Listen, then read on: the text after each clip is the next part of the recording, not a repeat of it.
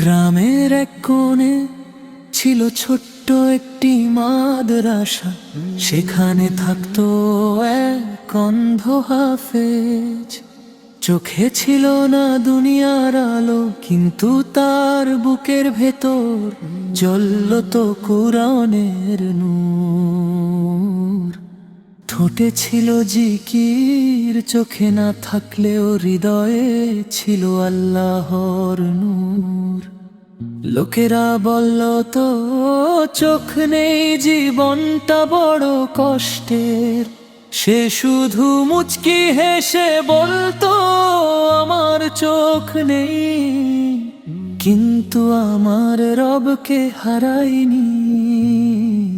ছোট্টবেলায় এক রোগে দুটি চোখই অন্ধ হয়ে গেল।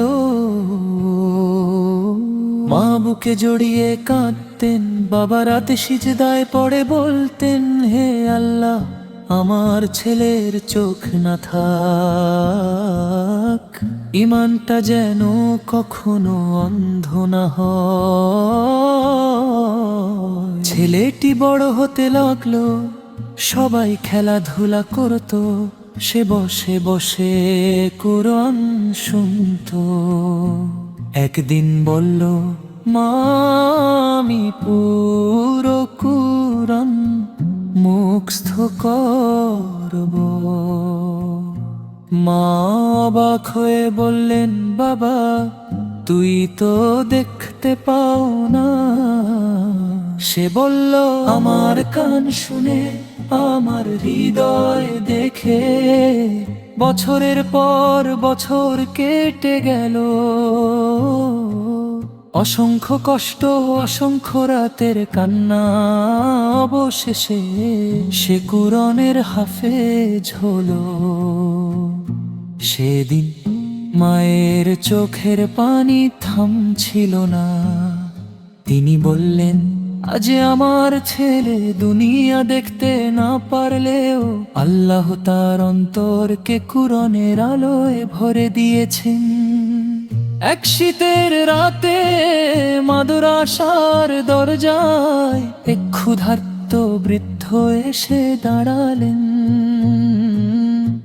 ঘরে ছিল মাত্র এক প্লেট ভাত। হাফেজ ছেলেটি নিজের খাবার বৃদ্ধের হাতে দিয়ে বলল, চাচা, আপনি খান, আমি আজ কুরআন পড়েই পেট ভরে নেব। বৃদ্ধ কাঁদতে লাগলেন। একদিন একজন যুবক তাকে জিজ্ঞেস করলো, তুমি কি কখনো আল্লাহর কাছে অভিযোগ করো কেন তোমার চোখ নেই? হাফেজ মৃদু হেসে বলল, না ভাই, আমি শুধু ভয় পাই যেন কিয়ামতের দিন আমার অন্তর অন্ধ না হয়।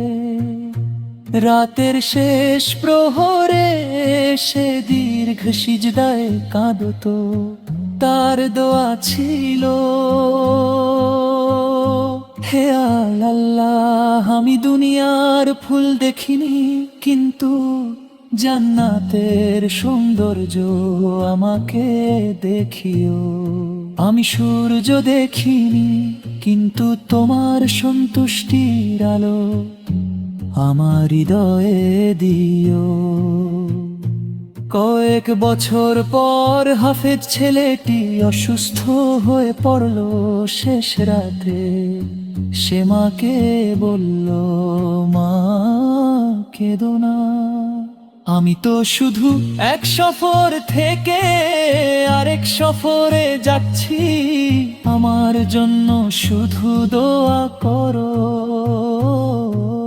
ফজরের আজান ভেসে এলো, ঠোঁটে ছিল কালিমা, হৃদয়ে ছিল কুরআনের আয়াত।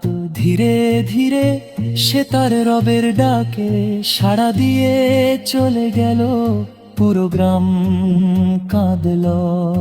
লোকেরা বলল, আজ একজন অন্ধ মানুষ চলে গেল না, যে কুরআনের একটি জীবন্ত ফুল ঝরে গেল। বন্ধু, আল্লাহ দেহের চোখের চেয়ে হৃদয়ের ইমানতে বেশি মূল্য দেন। তাই দুনিয়ার রূপ দেখে নয়, কুরআনের আলো দেখে পথ চলি।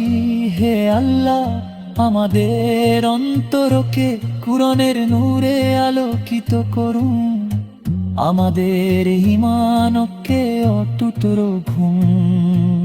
মৃত্যুর সময় কালিমার ওপর অটল রাখুন, এদন কুরআনকে আমাদের সুপারিশকারী বলিব। জান্নাতুল ফেরদাউস দান করুন।